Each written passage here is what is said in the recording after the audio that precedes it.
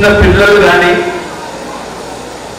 Cell phone వల్ల, internet వల్ల మన భారత సంస్కృతి కానివ్వండి, మన భారతదేశ పట్ల భక్తి, దేశభక్తి తక్కువగా అవుతుందని ఏదైతే భావన ఉందో దానికి విరుద్ధంగా ఈరోజు ఈ ఆడిటోరియంలో ఈ చిన్నారుల యొక్క చేస్తున్నటువంటి నృత్యం, దేశభక్తితో చాటినటువంటి ఏదైతే ఇలస్ట్రేషన్ కాంపిటీషన్ కానివ్వండి, ఎస్సే రైటింగ్ కానివ్వండి, ఏకపాత్రాభినయం చేస్తున్నారో అది అంత ఇంత కాదు. స్టిల్ యూత్ లో భారత్ మాత యొక్క రెస్పెక్ట్ ఉంది అని ఈరోజు మీరు చూపిస్తున్నారు. దానికి ప్రతి ఒక్కరు కూడా చప్పట్లతో స్వాగతిద్దాం. ముఖ్యంగా వీరి యొక్క తల్లిదండ్రులకు కూడా మేము సంస్కార భారతి తరఫున, ట్రస్మా తరఫున వారికి కూడా మేము చేతులు జోడించి నమస్కరిస్తున్నాం. అలాగే ఈ చిన్నారులను మీరు ఇంకా ఎంకరేజ్ చేయండి ఇటువంటి కార్యక్రమాలకు. అలాగే స్కూల్స్ యజమానులకు కూడా మేము ధన్యవాదాలు తెలియజేస్తున్నాం ఇటువంటి యొక్క మంచి కార్యక్రమాలకు వారు ప్రోత్సహిస్తున్నందుకు. అయితే ఈ యొక్క ప్లాట్ఫామ్ యొక్క ఉద్దేశం అదే. ఈరోజు 150 ఇయర్స్ ఆఫ్ వందే మాతరం ఏదైతే మనం జరుపుకుంటున్నామో ఆ సందర్భంలో ఈరోజు ఈ యొక్క కల్చరల్ యాక్టివిటీ మనం ఈరోజు చేపట్టాం. దానికి సంస్కార భారతి టీం వారికి, ట్రస్మా టీం వారికి చాలా చాలా కృతజ్ఞతలు, ధన్యవాదములు. అలాగే ఎవరైతే పార్టిసిపెంట్స్ ఉన్నారో వారికి కూడా మేము మనసారా స్వాగతిస్తున్నాం, ధన్యవాదాలు తెలియజేస్తున్నాం.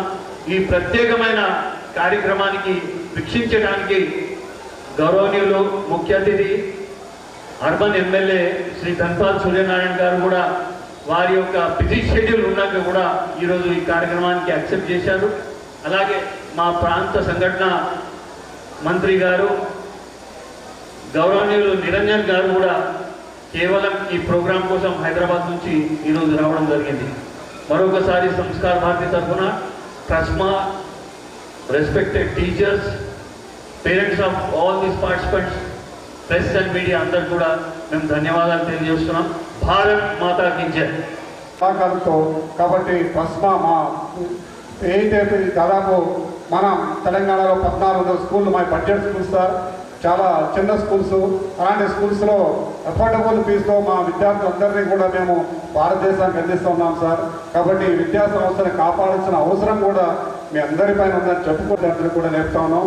ఈ కార్యక్రమాలు ఇలానే విద్యా సంస్థల్లో మేము నడిపిస్తూ ఇంకా ముందు చెప్తామని, సనాతన ధర్మాన్ని కాపాడుతామని కోరుకుంటూ నాకు అవకాశం ట్రస్మా మా శ్రీనివాస్ రెడ్డి గారు మరియు ఇతర సభ్యులందరికీ ఇక్కడికి ఇచ్చేసిన మన ప్రీతం ఎమ్మెల్యే గారికి, కళాభారతి వాళ్ళకి మరియు విద్యార్థులకు, తల్లిదండ్రులకు దీనికి అందరూ మీరు ప్రోత్సహించారు. ఇది మా ట్రస్మా తరఫున మీ అందరికీ పాదాబంధన చేస్తున్నాం. Thank you very much. Suryanarayana Gupta గారు, సంస్కార భారతి మహానగర గారు, జిల్లా ప్రధాన కార్యదర్శి శ్రీమతి మాధురి గారు, రాష్ట్ర కార్యదర్శి శ్రీ శ్రీనివాసరెడ్డి గారు, అదేవిధంగా పెద్దలు గట్యాల ప్రసాద్ గారు, సంస్కార భారతి ప్రతినిధులందరికీ నమస్కరిస్తూ నేను సుమారుగా 3 గంటల నుండి దేశభక్తి వాతావరణంతో ఈ పరిసరాలు మారుమోగుతూ ఉన్నాయి. ఒక చక్కటి ప్రదేశంలో వందే మాతరం 150 ఏళ్ళ ఉదయం నుండి జరుగుతూ ఉన్నాయి. మిత్రులారా, 1875వ సంవత్సరంలో బంకిం చంద్ర చటర్జీ నుండి వచ్చినటువంటి చాలువారినటువంటి వందే మాతరం అనే పాట రాశారు. గత సంవత్సరం 150 ఏళ్ళు నిండే. గత సంవత్సరం నవంబర్ 7 నుండి ఈ సంవత్సరం నవంబర్ 7 వరకు 150 ఏళ్ళ ఉత్సవాలు ప్రపంచం మొత్తం జరుగుతూ ఉన్నాయి. భారత ప్రధానమంత్రి శ్రీమాన్ నరేంద్ర మోదీ గారు గత సంవత్సరం ఈ కార్యక్రమాన్ని ప్రారంభించారు. ఆ ప్రారంభ కార్యక్రమంలో సంస్కార భారతి అఖిల భారత అధ్యక్షులు, ప్రముఖ వయోలిన్ విద్వాంసులు, అంతర్జాతీయ విద్వాంసులు శ్రీ మంజునాథ్ గారి నేతృత్వంలో ఆ కార్యక్రమం జరిగింది. సంస్కార భారతి కళా ఫీల్డ్లో పనిచేస్తుంది కాబట్టి ఇది కనెక్ట్ అయినటువంటి కార్యక్రమం. కాబట్టి సంస్కార భారతి దేశవ్యాప్తంగా ఈ కార్యక్రమం తీసుకున్నది. ఇంకా కాస్త మనం ఈ వందే మాతరం, ఓ మాతృభూమి నీకు వందనం 1886లోనే రవీంద్రనాథ్ ఠాగూర్ గారు పాడారు. మిత్రులారా, కాస్త లోతుకు వెళ్తే చాలా విషయాలు ఉన్నాయి దీంట్లో. కొద్దిమందికి చురుక్కు అనుకుంటుంది అన్నట్టు, మరే మనం నిజంగానే తప్పు చేశాం కదా, అవును కదా అనిపిస్తుంది. స్వాతంత్రం రాకముందు కాంగ్రెస్ పార్టీలో అనేక రకాల చర్చలు జరుగుతున్నటువంటి సందర్భంలో వందే మాత్రం ఈజీగానే మొత్తం వందే మాత్రం పాడేవారు. కానీ దేశంలో ఉన్నటువంటి, అంటే అప్పుడు పాకిస్తాన్ భారత్ కలిసిన ఆ టైంలో ముస్లిం లీగ్ వాళ్ళు, అరే ఈ పాటలో త్వం హి దుర్గా దశ ప్రహరణ దారిణి, అమ్మా దుర్గా నువ్వు 10 చేతులతోటి ఆయుధాలు ధరించామని స్తుతిస్తుంది ఈ గీతంలో. 4వ గీతంలో ఉంటుంది, 4వ చరణంలో ఉంటుంది. ఇది మేము పాడమని అప్పుడు ఉన్నటువంటి ముస్లిం లీగ్ పెద్దలు నెహ్రూకు ఫిర్యాదు చేశారు. దాని కారణంగా కేవలం వందే మాత్రం 2 చరణాలకే ఈ 150 ఏళ్ళు మనం ప్రయత్నం చేసినాం. భారత ప్రభుత్వం 1947లో స్వతంత్రం వచ్చింది ఆగస్టు 15న.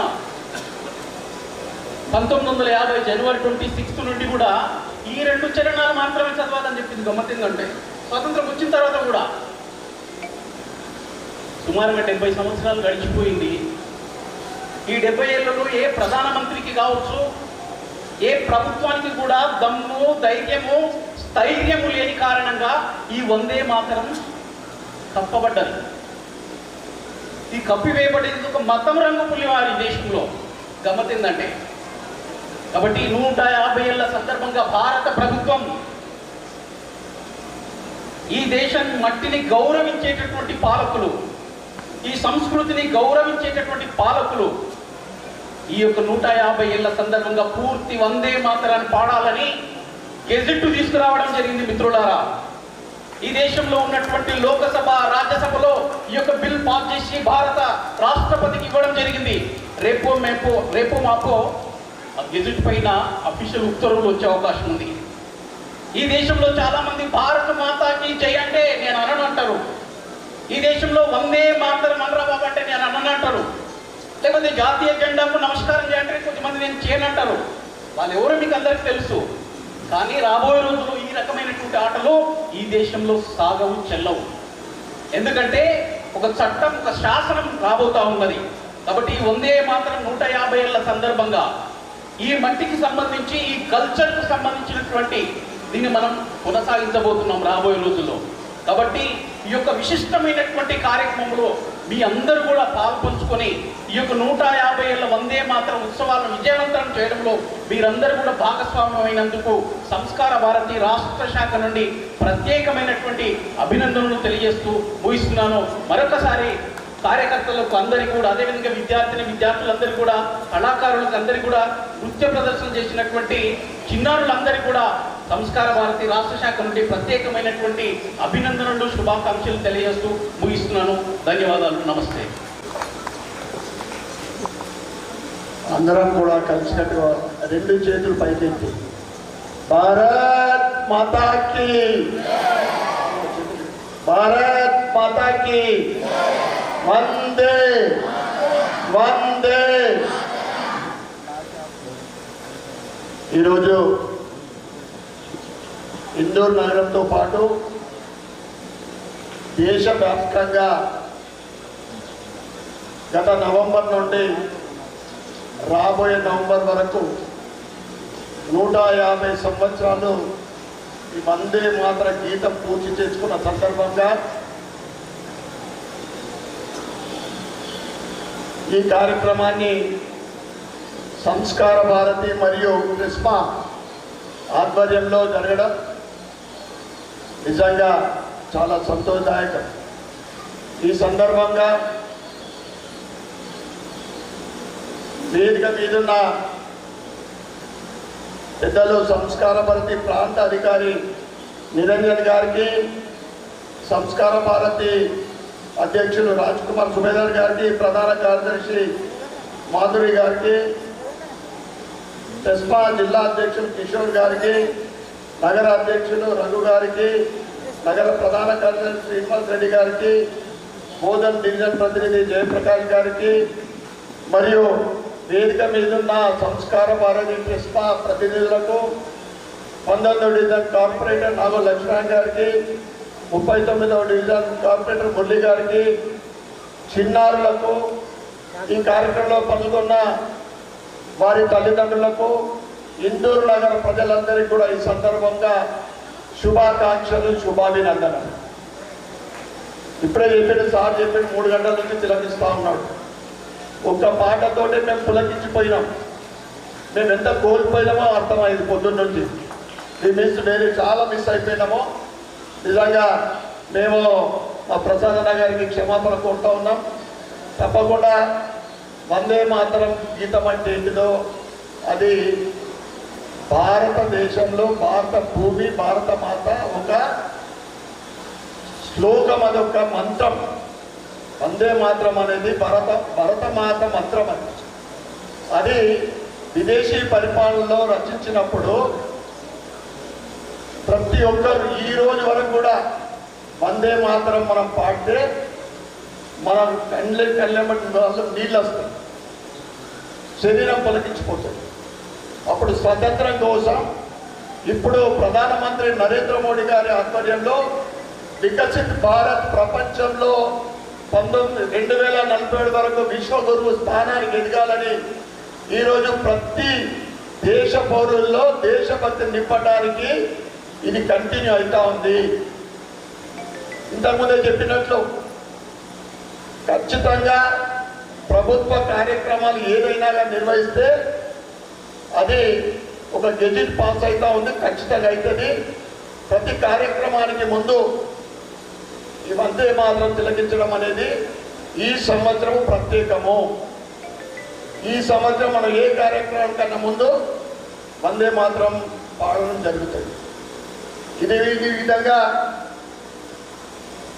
భవిష్యత్తులో మనతో పాటు మన బంధుమిత్రులతోటి ఏ దేశభక్తికి సంబంధించిన కార్యక్రమాలైనా కానీ మనము పాల్గొనేటట్లు చేయాలని కోరుకుంటూ మరొకసారి ఇంత అద్భుతమైన కార్యక్రమం నిర్వహిస్తున్న సంస్కార భారతి ట్రస్మా సభ్యులకు మరియు ముఖ్యంగా చిన్నారులకు అలసట లేకుండా గంటల తరబడి వారికి ఆ భరతమాత ఆశీర్వాదం నిండుగా ఉండాలని, వారి భవిష్యత్తు దివ్యంగా ఉండాలని కోరుకుంటూ భారత్ మాతాకి జై శ్రీరామ్.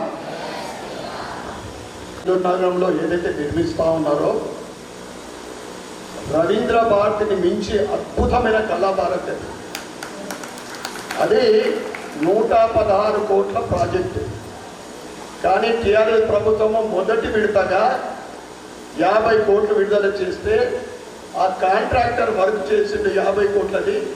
బిల్స్ పెండింగ్ ఉన్నాయి. ఇప్పుడు నా వెహికల్లో బ్యాగ్లో, నా అసెంబ్లీ బ్యాగ్లో కూడా సీఎం గారికి లెటర్ ఉంది, కళాభారతికి నిధులు విడుదల చేయాలని.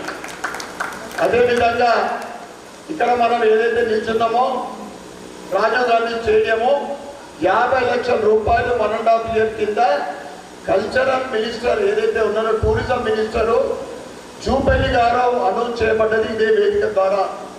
నేను 2 సార్లు ఆయనకు లెటర్ ఇచ్చిన, గుర్తు చేసిన, మీరు ఇచ్చిన మాట. ఎందుకంటే దీనికి రెనోవేషన్కి యాక్చువల్గా ఫుల్ ఫ్లెడ్జ్ రెనోవేషన్కి ₹1 కోటి కావాలి. ఎస్టిమేషన్ ఇచ్చింది మున్సిపల్ కార్పొరేషన్. కానీ 50 లక్షల రూపాయలు వచ్చిన తర్వాత ఇతర నిధి అంటే మున్సిపల్ నుండి కూడా కొద్దిగా యాడ్ చేయాలని ఒక ఆలోచన ఉంది. దీని రెనోవేషన్ కానీ కళాభారతి పూర్తయ్యే వరకు నా వంతు పూర్తిగా నేను కృషి చేస్తా. నా వంతు ఎక్కడికైనా వెళ్తా.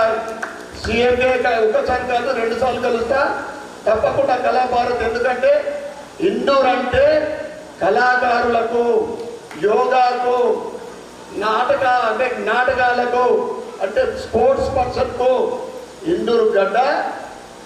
అది మన గడ్డలో ఉన్న ప్రత్యేకత. ఇవాళ కేవలము ఒక జిల్లాకే కాదు, రాష్ట్ర, జాతీయ, అంతర్జాతీయ స్థాయి వరకు కళాకారులు ఉన్నారు, మనకు స్పోర్ట్స్ పర్సన్లు ఉన్నారు. తప్పకుండా నా వంతు ఆ కళాభారతి పూర్తి చేయడానికి కృషి చేస్తానని తెలియజేస్తా ఉన్నాను.